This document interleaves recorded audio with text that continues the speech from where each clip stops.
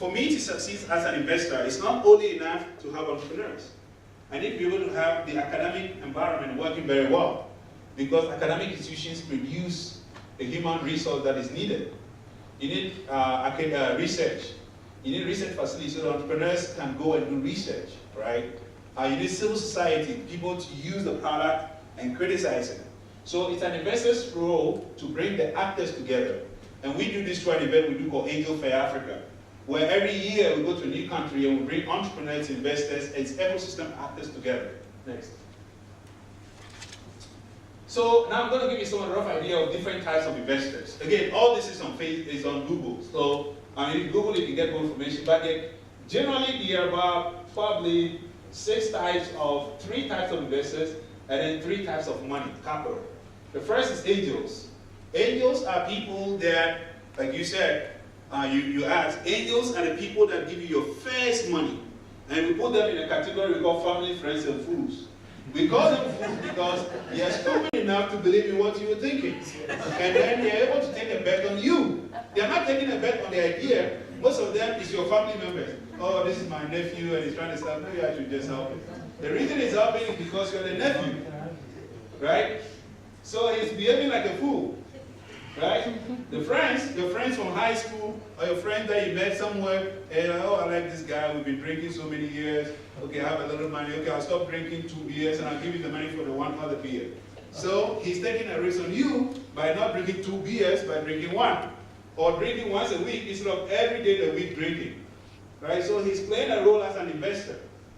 Right? So that's the first group of people you get money from when you have the idea, when you're thinking about it.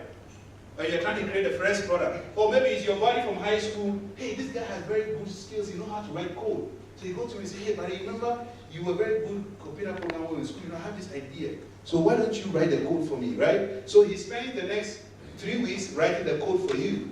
What he's doing is investing, right? Because if you want to find a coder, you have to pay the person. But you see, because your buddy and he likes you, he said, okay, I go to work, but in the weekend I'll sacrifice and write the code for you. So he does the stuff on a part-time basis. What he's doing is he's behaving like a fool.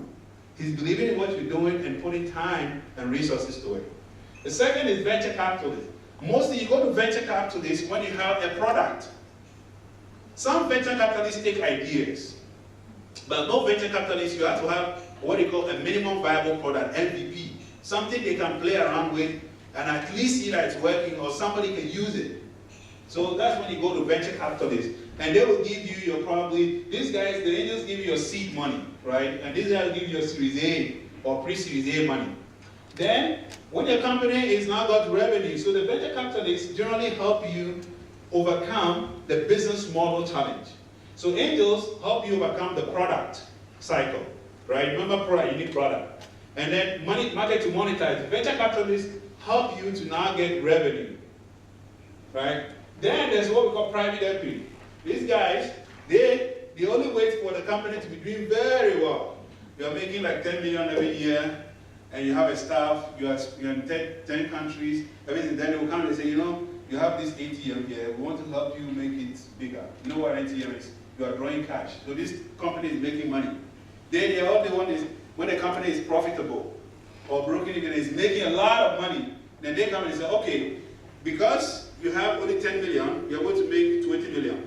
Okay, we'll give you another 100 million, so we now operate in the billions, so you can make billions. So that's what the private equity guys you do. They come when your company is already making money, everything is fine, hakuna matata, there's no problem. Then they say, okay, because you're now making 10 million, we want to start making billions. So they write a big check, and then you make big money. So that's what the private equity guys do. Now, there are 3 other instruments. One is the capital market. So stock exchange, you name it, you can raise money from the stock exchange by listing your company. And then there are debt instruments. At a certain stage in your company, you need to raise debt. And the best time to raise debt is when you've gone past venture capital. So now you have revenue. And because you have revenue, you can go to a bank and say, I need a loan. And because you have money, revenue, you can pay the loan and the interest. So at a certain point in your company, you need to raise debt. But it's not always that you need debt. Sometimes you don't need it. Certain companies don't need it, but sometimes you need it. And there are different debt instruments. The last one is mezzanine instrument. Mezzanine is a composition of equity and debt. So it's kind of a mix of both of them. So those are the three types of instruments that you need. Again, if you Google these things, you have so much information already on them. Let's go to the next one. Now I'm going to give you some tips on raising money 101. So now you want to raise money. What are the things that you should know? The first is raising money is an art, not a science. It's an art of relationship building here. So building, most of the time, you remember the family, friends, and foods. The reason they gave you the money is because they have a relation with you, remember, right? So the venture capitalists as well, you have to be able, you can only raise money for them when you have that relationship. So the way the equation works is that you see the family, friends, and food, your family, you already have a relation with them. I mean, you already have a relationship. So that's why they're the most likely people to get the first money from, because they already know you. You have a certain track record with your family, your friends, and the foods, right? So you start with them, but once you're raising money from them, you start building the relationship with the venture capitalists, because they're going to go to them next to raise money. A lot of entrepreneurs, this is where the cycle, you miss the cycle. A lot of entrepreneurs wait, okay, they raise money from their family, friends, and food, and they don't build any relationship with anybody else. And then they wait, oh shit, next month we don't have money to pay salaries. I need to raise money. You're too late. Because you waited to the last minute for you to then decide you're going to raise money in a month. Nobody raises money in a month. So the reason why it looks to you entrepreneurs that the investors have the leverage is because you wait to the last minute to then start the process of raising money. So you're already desperate. Right? A lot of entrepreneurs can come to me and say, oh Eric, if you don't invest in this company by next month, it will collapse. It's not my problem. You're making your problem my problem. By doing that, you're making your problem my problem. Because you waited till the last month before raising money. And then suddenly you want to make that my problem. So you want me to stop everything to invest in your company in a month. It doesn't work like that. Right? So the same way you would think about building a company and building a product, the same way you have to think about raising money. If you need to raise money. Some companies don't need to raise money, because if you go start by getting revenue, and this is what I tell a lot of entrepreneurs, don't build your company on raising money. Build your company on getting revenue. Because you see, when your company has revenue, actually the investors will come after you. Because they realize, this thing is making money, let me go in. So the act of relationship building is important in the sense that it helps you to raise money when you need it. But don't spend all your time on doing that. Spend most of your time on building revenue, because if your company doesn't have revenue, when the investors come, they give you a lower valuation. Or most likely they will not invest. And I said the best time to raise money, and that's why the best time to raise money is when you don't need it. Right? You start the process early enough. And listen to me, raising money takes an average of 6 months to 3 years. That's the average time it takes to raise money. So if you need money, if you're in this room and you need money in the next 6 months, please don't talk to me, because it will not happen. You need an average of 6 months to 3 years for you to raise money. So you need to plan early and start the process early. You need to outline the kind of investors you need. I think I mentioned that. And then the other thing, don't take anybody's money because they offered it.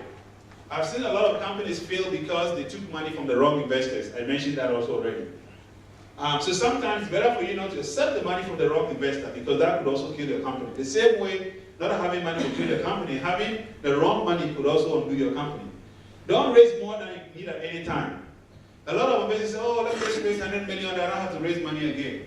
Well, your company is worth 10 million. If somebody gives 100 million, they own 120% of the company, so you become an employee. So you have money in the bank, but you have an employee. You know why? You know what happens next? And if you have too much money in the bank, you start misbehaving with the money, because you just realize, oh, let me buy a Ferrari because I have 100 million in the bank. Yeah, a lot of entrepreneurs get distracted because suddenly you have so much money in the bank. Oh, maybe we should buy that land. Actually, let's also build an office because we have the money. You realize that you're not doing real estate when you should be building your company. So you should always raise the money you need for any particular point in time and not raise more than you need, because when you have more than you need, the money begins to tell you what to do. When you should be doing what you're supposed to be doing, which is building your company. Okay, next. I think this is the last slide, then I'll start closing. So there are stages in raising money. You have to prepare. A lot of entrepreneurs don't prepare. And the important thing about preparation is your story. your documents, your research, and you have to research the type of investors. Approach investors through introductions and meeting opportunities like events. Okay, so you want to meet Dr. Christy Ruby, but you don't have it, you can't find a way of finding him. But you hear that, oh, he's speaking at an Angel Fair event. That's a chance to go meet him, because at that event, most likely when he finishes talking, he will have some time to talk to people. And at that time, when you meet him at that event, don't try and hold your laptop and present the company to him. Tell Dr. Filipe, since I've been looking for you for the last 10 years, today that I've seen you, you have to listen to my presentation. No, don't do that. When you meet him in that first instance, tell him something interesting about the thing you are doing, and then take his business card. Make sure that you say something that he will remember you when you call his office or when you send him an email. Say something that is significant. Because, you know, if anything, a lot of people are talking to you, you remember everybody. And he will never take your presentation in 5 minutes. It will not happen there. But if you tell him that I had an accident 2 years ago, and then when I went to the hospital, I noticed that this hospital didn't have a way for patients to collect records. And when I stayed in the hospital, when I was sick during that time, I developed this idea of how to process patient records. And so I'm building this company to improve our hospital system, so that next time when you are sick and you go to the hospital will have a better way of processing your record. It will stick in his head. Because you've managed to relate the solution to him. So you've made it personal, so he realized that, so if I invest in this company, next time when I go to the hospital, I'll have a better process. You get it? So when you write him an email, it will reconnect in his head. So you didn't say something abstract. A lot of entrepreneurs say the abstract thing, oh, my startup is going to build the best code that will change the world. Yeah, everybody says that. Everybody actually told him that there. It doesn't affect him. But when he put it in a personal way, he will remember when he write an email, when he call his office and say, oh, I want to come and see you about, remember the healthcare startup that will improve the hospital, so that next time when you go to the hospital, you will get a better service. Because everybody goes to the hospital, he included. Okay, the next step is follow up and be engaged in the process, but be flexible. This is very important. A lot of entrepreneurs, so you meet me today and I say, oh, okay, call me tomorrow at 1 o'clock. And then you call me and I didn't pick up. The guy then calls 10 times, 20 times. He keeps dialing the number. Don't do that. Why? Okay, I said call me at 1 o'clock, but I could be in a meeting. My meeting at 12 prolonged, and so I'm still in a meeting. Right? Oh, I said call me at 1 o'clock, but I was involved in an accident, or my daughter was involved in an accident, so I'm taking care of my daughter. So when you call at 1 o'clock once and the person doesn't pick up, don't dial 10 times. Don't keep dialing 20 times. No. You are behaving like everybody else. When you dial once, the person doesn't pick up, maybe send a text, oh, maybe you are busy now, just let me know what time will be a good time for me to call you. You give the person the benefit of the doubt. So it means that the investor puts you in a different category. You send an email, he doesn't respond, then you keep sending the same email again, and you say, oh, why are you not responding to my email? You told me to write to you, I've written the email, you are not responding, my company is going to die tomorrow. I mean, I get this kind of emails, right? I mean, your company died tomorrow. 32 countries building companies, not going on safaris. I've been safaris in 45 of them, so I've built companies in different markets. So when we invest in entrepreneurs, we help you go into new markets. Will help you expand, because we have contacts on the ground. We have a good track record in identifying, investing, and mentoring entrepreneurs. We have entrepreneurial deal flow. We have in-country presence in a lot of the countries in which we work. Like in Kenya, I work a lot with Martin and with Lydia, who are here. You know, we always build relations with people on the ground that we work with. So I hardly go into a country and show up as a messiah and invest. No, I don't do that. I always work with local people. So the best way to get to me actually is to look for my local partner in the country. And if he says talk to this person, I'll most likely talk to you. Because I can't do it alone. Remember the team. So everywhere I go, I build a team and I work with a team. I don't work alone. Because I can't do it all alone. Alright, so I think that's about it. And then last is something about myself, I think. And then my contacts. Oh, there's more. Okay, these are some of the investors in Kenya. I just added this slide. So there's a fund called SPAC by Safaricom. There's Acumen, there's Savannah Fund. There's Victoria Ventures, which are an angel network here. There is Intellicap Impact Investment Network. Again, if you Google these names, you get their contacts. I just thought I would show some of those. For those of you who are looking for investors, when you Google people, East Africa Venture Capital Association, association of all the VC venture capital funds in the region. Also, Pivot East is an event here that basically brings entrepreneurs and investors together. Demo Africa is one, and an high event. High event, unfortunately, goes from country to country. Last year we did it here at Intercontinental. We had 3 deals, so we had a 4th deal happen. This year we're doing it in Abidjan from the 25th to the 21st to the 25th of November. So this is some of the investors that you can find. Next.